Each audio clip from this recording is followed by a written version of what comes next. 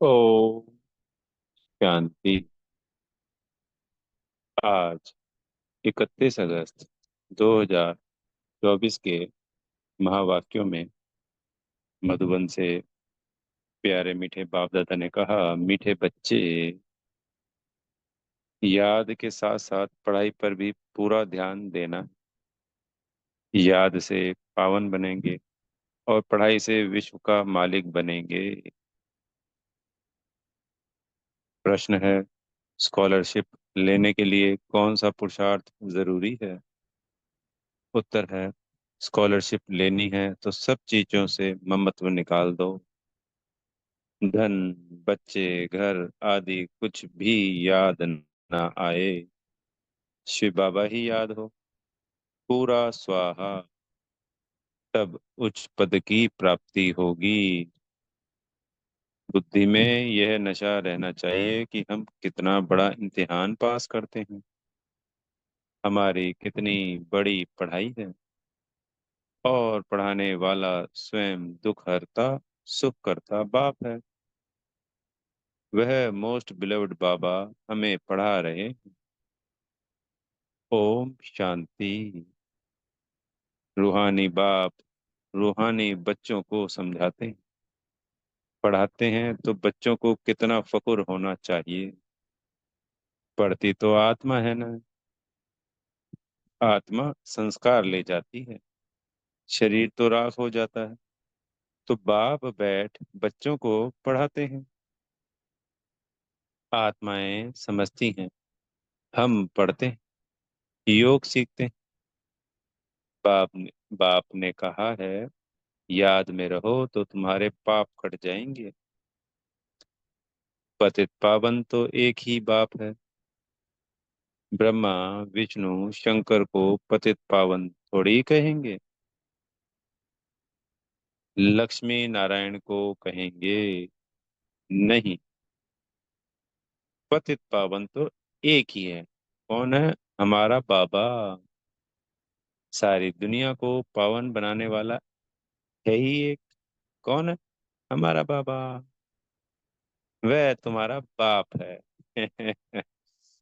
बच्चे जानते हैं, मोस्ट बिलवड बेहद का बाप, जिसको भक्ति मार्ग में याद करते आए कि बाबा आओ, आकर हमारे दुख हरो, सुख दो। सृष्टि तो वही है, इस चक्र में तो सबको आना ही है। 84 का चक्र भी बाप ने समझाया है। आत्मा ही संस्कार ले जाती है। आत्मा जानती है, इस मृत्यु लोक से अमर लोक में अथवा नरक से स्वर्ग में जाने के लिए हम पढ़ते हैं। बाप आते हैं तुम बच्चों को फिर से विश्व का मालिक बनाने। तुम कितना बड़ा इम्तिहान पास कर रहे हो। बड़े से बड़ा बाप पढ़ा रहे हैं। जिस समय बाबा बैठ पढ़ाते हैं तो नशा चढ़ता है। वाह, पद्म पद्म सौभाग्यशाली रही होंगी जी वो आत्माएं जो बाबा से सम्मुख पड़ी थी। उनके सौभाग्य, उनके 63 जन्मों के सुकर्म, जो उन्होंने ऐसी प्राप्तियां करी कि स्वयं भगवान से डायरेक्ट पालना ली, पूरे दिन बाबा के साथ रहते थे। बाबा से प्रेम मिलता, बाबा से पढ़ाई पढ़ते। 14 साल भट्टी में स्वयं परमात्मा ने पालना करी उन बच्चों की। अद्भुत सौभाग्य उन बच्चों का। सोच के देखिए कि डायरेक्ट भगवान से पालना ले रहे थे। जिस समय बाबा बैठ पढ़ाते हैं तो नशा चढ़ता है। बाबा बहुत जोर शोर से नशा चढ़ाते हैं। बाप आते ही हैं अमर लोक के लिए लायक बनाने। यहाँ तो कोई लायक है नहीं। तुम भी जानते हो, हम लायक देवताओं के आगे माथा टेकते आए हैं। अब फिर बाबा हमें सारे विश्व का मालिक बनाते हैं, तो वह नशा चढ़ा रहना चाहिए।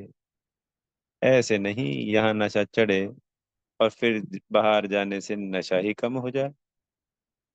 बच्चे कहते हैं बाबा, हम आपको भूल जाते हैं। आप पतित दुनिया में, पतित शरीर में आकर हमको पढ़ाते हैं। सोचने वाली बात है, वो ऑलमाइटी अथॉरिटी, सदा संपूर्ण पावर, एवर प्योर,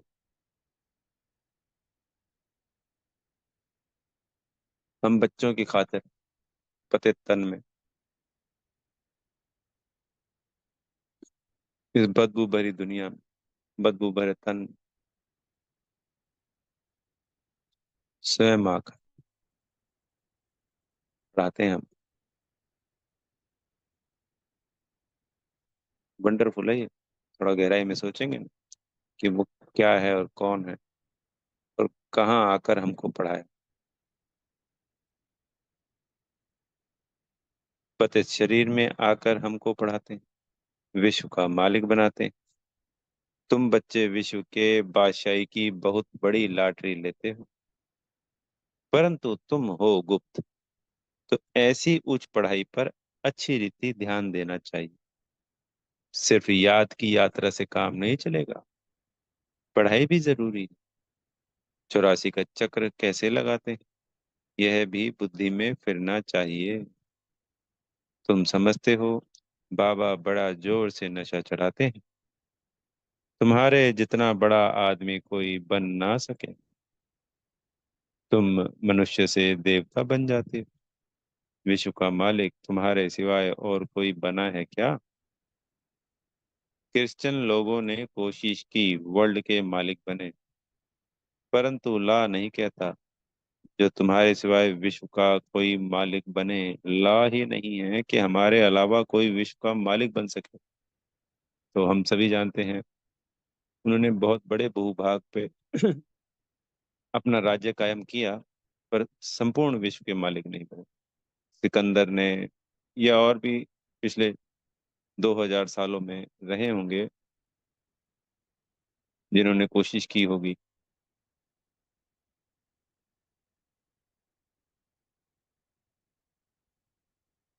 पर पूरे विश्व का मालिक सिर्फ कौन?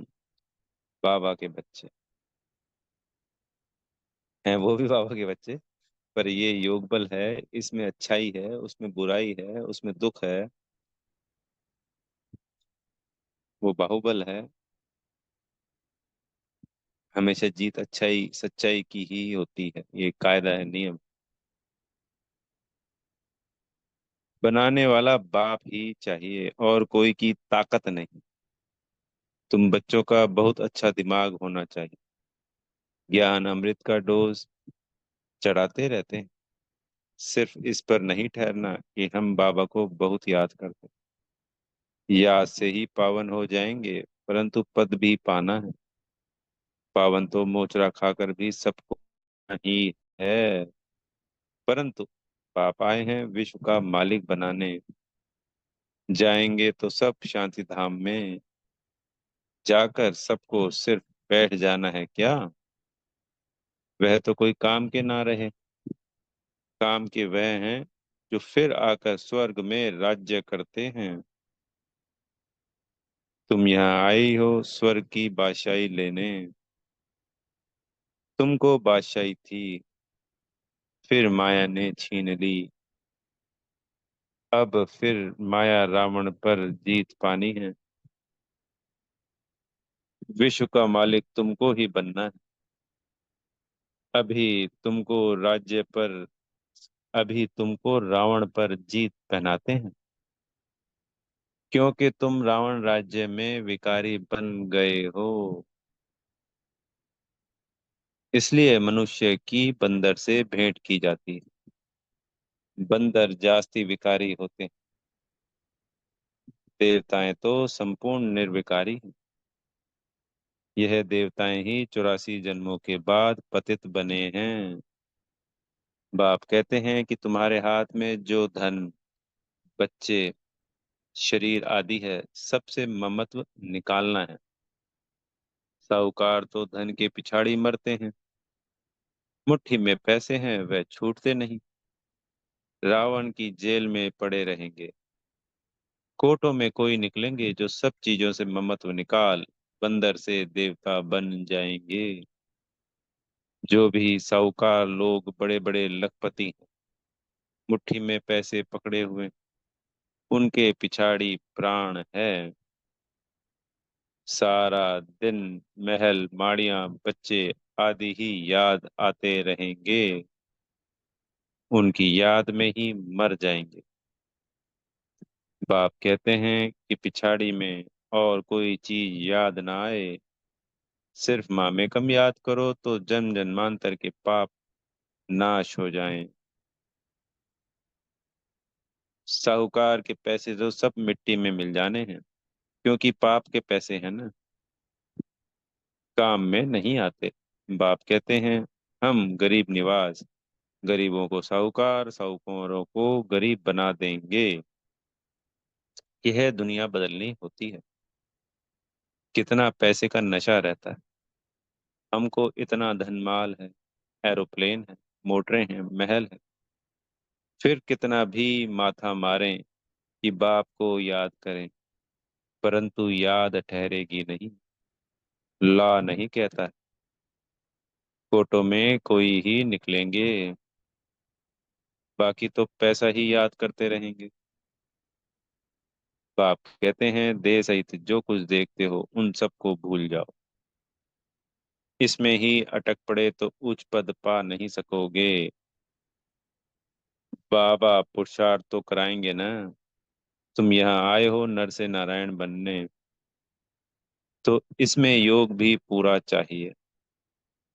कोई भी चीज, ना धन ना बच्चे आदि कुछ भी याद ना आए, सिवाय एक शिव बाबा के। तब तुम ऊंच से ऊंच स्कॉलरशिप ले सकते, उच्च प्राइज पा सकते। वो लोग विश्व में शांति की राय देते हैं, तो पाई पैसे का मेडल मिल जाता है, उसमें ही खुश हो जाते। अभी तुमको क्या प्राइज मिलती, तुम विश्व के मालिक बनते हो। ऐसे नहीं हम 5-6 घंटा याद में रहते हैं तो बस यह लक्ष्मी नारायण बन जाएंगे। नहीं, बड़ी मेहनत करनी है। एक शिव बाबा की ही याद रहे और कुछ भी पिछाड़ी में याद ना आए, तुम बहुत बहुत बड़े देवता बन रहे। बाप ने समझाया है, तुम ही पूज्य थे, फिर माया ने पुजारी पतित बना दिया है। तुमको लोग कहते हैं तुम ब्रह्मा को देवता मानते हो या भगवान मानते हो। बोलो, हम तो कहते नहीं है कि ब्रह्मा भगवान है। तुम आकर समझो, तुम्हारे पास अच्छे से अच्छे चित्र हैं। त्रिमूर्ति, गोला और झाड़ का चित्र सबसे नंबर 1 है। शुरुआत के यही दो चित्र हैं, यही तुम्हारे बहुत काम में आने के हैं। लक्ष्मी नारायण का चित्र तुम विलायत में ले जाओ, उनसे तो ज्ञान उठा नहीं सकेंगे। सबसे मुख्य चित्र है त्रिमूर्ति, गोला और झाड़ का। इसमें दिखाया गया है कौन कौन कब आते हैं, आदि सनातन देवी देवता धर्म कब खत्म होता है, फिर एक धर्म की स्थापना कौन करता है, और सब धर्म खल्लास हो जाते हैं। सबसे ऊपर में है शिव बाबा, फिर ब्रह्मा सो विष्णु, विष्णु सो ब्रह्मा। यह समझानी है ना, उसके लिए ही चित्र बनाए हैं। बाकी सूक्ष्म वतन तो सिर्फ साक्षात्कार के लिए माना जाता है। बाप रचयिता है, पहले सूक्ष्म वतन का, फिर स्थूल वतन का। ब्रह्मा देवता थोड़ी है, विष्णु देवता है। तुमको साक्षात्कार होता है समझाने के लिए। प्रजापिता ब्रह्मा तो यहाँ है ना, ब्रह्मा के साथ हैं ब्राह्मण, सो फिर देवता बनने वाले। देवताएं तो सजे हुए रहते हैं, इनको फरिश्ता कहा जाता है। फरिश्ता बनकर फिर आकर देवता पद पाएंगे, गर्भ महल में जन्म लेंगे। दुनिया बदलती रहती है। आगे चलकर तुम सब देखते रहेंगे, अच्छे मजबूत हो जाएंगे। बाकी थोड़ा समय। तुम आए हो नर से नारायण बनने के लिए। फेल होते हैं तो प्रजा बन जाते हैं। सन्यासी आदि यह बातें समझा ना सके। गाते हैं राम राजा राम प्रजा। फिर वहां अधर्म की बातें हो कैसे सकती। यह सब भक्ति मार्ग की बातें हैं, इसलिए गाया जाता है। झूठी माया झूठी काया, झूठा सब संसार। माया के 5 विकारों को कहा जाता है। माया 5 विकारों को कहा जाता है, ना कि धन को। क्योंकि जो भक्ति मार्ग है वहां पे क्या कहते हैं, धन को माया कह दिया। उस धन का कोई दोष थोड़ी है। धन तो देवी देवताओं के पास अकूत होता है, मतलब कि वो गिनती ही नहीं कर सकते, इतना धन होता है। तो क्या वो गलत काम करने लग जाते? ऐसे भी अच्छे अच्छे लोग हैं जो साहूकार हैं, जिनके पास खूब धन है, पर उनके अंदर बहुत सारी अच्छाई हैं। सिर्फ उस धन से वो भलाई करते हैं, तो धन ने थोड़ी बुरा बना दिया।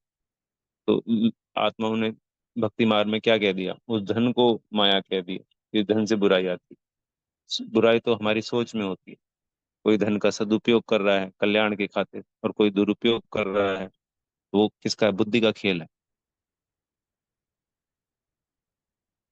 तो सतयुग में धन सारा सदुपयोग होता है, त्रेता में धन सारा सदुपयोग होता है, द्वापर में भी सदुपयोग ही होता है।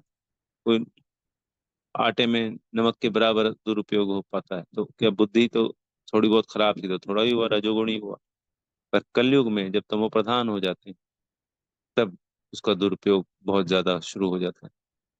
तो धन माया नहीं है, ये 5 विकार, ये माया है। मनुष्यों को यह भी पता नहीं है कि माया किसको कहा जाता है। यह बाप मीठे मीठे बच्चों को समझाते हैं। बाप कहते हैं, मैं परमात्मा तुमको अपने से भी ऊंच विश्व का मालिक बनाता हूँ। तुम पढ़ रहे हो, कितनी ऊंची पढ़ाई है।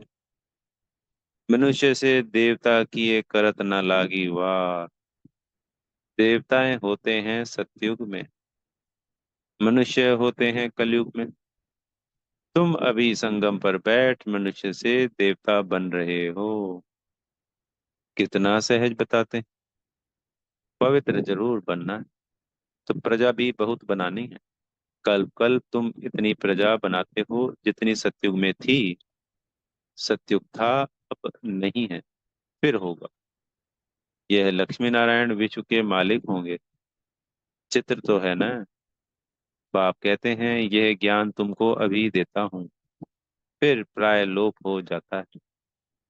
फिर द्वापर से भक्ति शुरू होती है, रावण राज्य आ जाता है। तुम विलायत में भी यह समझा सकते हो कि सृष्टि का चक्र कैसे फिरता है। लक्ष्मी नारायण के चित्र से और धर्म वालों को तो कोई कनेक्शन है नहीं, क्योंकि वो तो जानते ही नहीं है। वो तो, जैसे हम तो पहले से जानते थे भक्ति में, ये लक्ष्मी नारायण है, राम सीता है, राधा कृष्ण है, शिव बाबा है, शिव भगवान है। पर वो तो ना देवी देवताओं को जानते, ना शिव को जानते। जो फॉरेनर हैं वो तो सिर्फ एक गॉड को जानते और अपने जीसस को जानते। इसलिए बाबा कह रहे हैं कि देखो, दोबारा से करते हैं, तुम विलायत में भी यह समझा सकते हो कि सृष्टि का चक्र कैसे फिरता है। तो जो सृष्टि चक्र है उसको भी तो समझाएंगे ना। लक्ष्मी नारायण के चित्र से और धर्म वालों का तो कनेक्शन है नहीं। इसलिए बाबा कहते हैं, यह त्रिमूर्ति और झाड़ है मुख्य चित्र, क्योंकि दूसरे धर्म वालों को तो इसी से समझ में आएगा। यह है बहुत फर्स्ट क्लास। झाड़ और गोले से समझ जाएंगे यह धर्म कब आएंगे, क्राइस्ट कब आएगा। आधा में है वह सब धर्म, बाकी आधा में हो तुम सूर्यवंशी चंद्रवंशी। 5000 वर्ष का खेल है। ज्ञान भक्ति वैराग्य। ज्ञान है दिन, भक्ति है रात, वैराग्य होता है। तुम जानते हो यह पुरानी दुनिया खलास हो जानी है। तो इनको भूल जाना है। पतित पावन कौन है, यह भी सिद्ध करना है। दिन रात गाते रहते हैं, पतित पावन सीताराम। गांधी भी गीता पढ़ते थे, वह भी ऐसे गाते थे, हे पतित पावन सीताओं के राम। क्योंकि तुम सब ब्राइड सोन है, बाप है ब्राइड ग्रूम। फिर कह देते हैं रघुपति राघव राजा राम। अब वह त्रेता का राजा, सारी बात ही मुंझा दी है। सब ताली बजाते गाते रहते हैं। हम एक का आदि पहना। बाप बैठ समझाते हैं कि यह भी गांधी का फॉलोवर बना था। इसने तो सब कुछ अनुभव किया है, फर्स्ट लास्ट बन गया है। फर्स्ट लास्ट यानी जब श्री कृष्ण के रूप में जब जन्म लिया बाबा ने, ब्रह्मा बाबा ने, तो फर्स्ट था। और अब 84 जन्म उसी के सबसे पूरे पहले पहले हुए। बाबा कहते हैं ना, मैं सब जन्मों के अंत के भी अंत में आता हूँ, तो फर्स्ट लास्ट बन गया। अब फिर फर्स्ट बनेगा, अब फिर श्री कृष्ण बनेंगे। तुमको कहते हैं जहां तहां ब्रह्मा को बिठाया है। यह भी समझाना चाहिए। अरे, झाड़ के ऊपर खड़ा है, कितना क्लियर। यह तो पति दुनिया के अंत में खड़ा है। श्री कृष्ण को भी ऊपर में दिखाया है। दो बिल्ले लड़ते हैं, मक्खन श्री कृष्ण खा लेते हैं। माताओं को साक्षात्कार होता है, वह समझती है उनके मुख में माखन है अथवा चंद्रमा है। वास्तव में है विश्व की बादशाही मुख में। दो बिल्ले आपस में लड़ते हैं, माखन तुम देवताओं को मिल जाता। यह है विश्व की बादशाही रूपी माखन। बॉम्ब्स आदि बनाने की भी बहुत इम्प्रूवमेंट कर रहे। ऐसी चीजें डालते हैं जो फट से मनुष्य मर जाए। ऐसा ना हो चिल्लाते रहें, जैसे हिरोशिमा का है। अभी तक मरीज पड़े हैं। तो बाप समझाते हैं, मीठे मीठे बच्चों, आधा कल तक तुम सुखी रहते हो। कोई भी प्रकार की लड़ाई आदि का नाम नहीं रहता। यह सब पीछे शुरू हुई है। यह सब नहीं थे, ना रहेंगे। चक्र रिपीट होता है ना। बाप सब अच्छी रीति समझाते हैं, जो बच्चों को पूरी रीति धारण करना है और ईश्वरीय सेवा में लग जाना। यह तो छीछी दुनिया है। इनको विषय वैतरणी नदी कहा जाता है। तो बच्चों को बाप बैठ समझाते हैं, तुम अपने को इतना ऊंच नहीं समझते जितना बाप तुमको ऊंच समझते हैं। तुम बच्चों को बहुत नशा रहना चाहिए, क्योंकि तुम बहुत उच्च कुल के हो।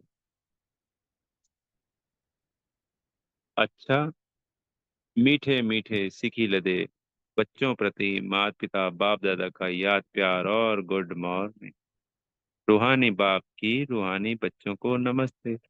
हम रूहानी बच्चों की प्यारे मीठे रूहानी बाप दादाजी को याद प्यार, गुड मॉर्निंग और नमस्ते। धारणा के लिए मुख्य सार में पहला पॉइंट, अपने दिमाग को अच्छा बनाने के लिए रोज ज्ञान अमृत का डोज चढ़ाना है। याद के साथ साथ पढ़ाई पर भी पूरा पूरा ध्यान अवश्य देना है, क्योंकि पढ़ाई से ही उच्च पद मिलता है। दूसरा है, हम ऊंचे से ऊंचे कुल के हैं। स्वयं भगवान हमें पढ़ाता है।